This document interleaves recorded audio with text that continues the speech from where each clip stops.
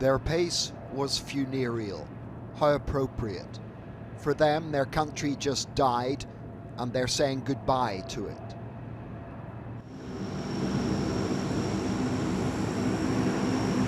Their destination was the frightening unknown. These Afghan evacuees are the lucky ones, but they're still in mourning for the people and the place they leave behind. The numbers that the world's armies and air forces have managed to evacuate are incredible, given the time constraints and the fact they're surrounded by hostile forces. The Americans have taken the lead, of course, the Pied Pipers of this capitulation.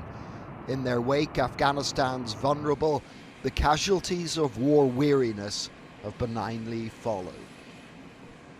I feel very sad, very painful for me, but I have to go. Do you think you'll ever come home to Afghanistan again? I don't think so.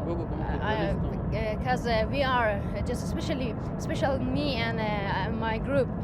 We are football or soccer girls. Yes, from Herat and champion of Afghanistan. Yeah.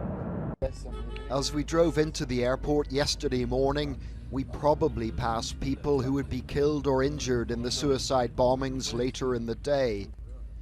We didn't film their indignity, but we saw US soldiers from the famous 82nd Airborne Division standing just feet from the Taliban. The look on the Americans' faces was one of seething humiliation. The operation that they and other Western soldiers are protecting will be studied for its brilliance. Nations from the world over uniting to do what they can while they still can. These are Australians showing the sort of care and consideration the woman would never get from the new misogynistic masters of Kabul.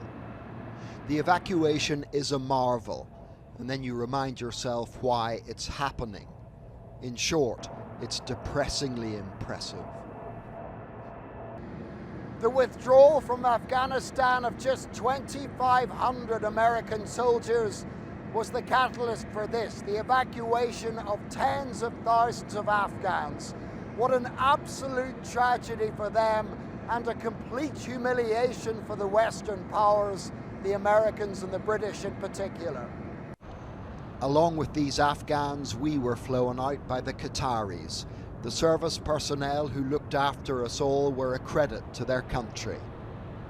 The Americans say the drawbridge on the airlift goes up on Tuesday.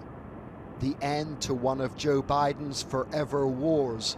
But what happened here will forever be an indelible and bloody stain on his presidency. John Irvine, News at 10, Doha.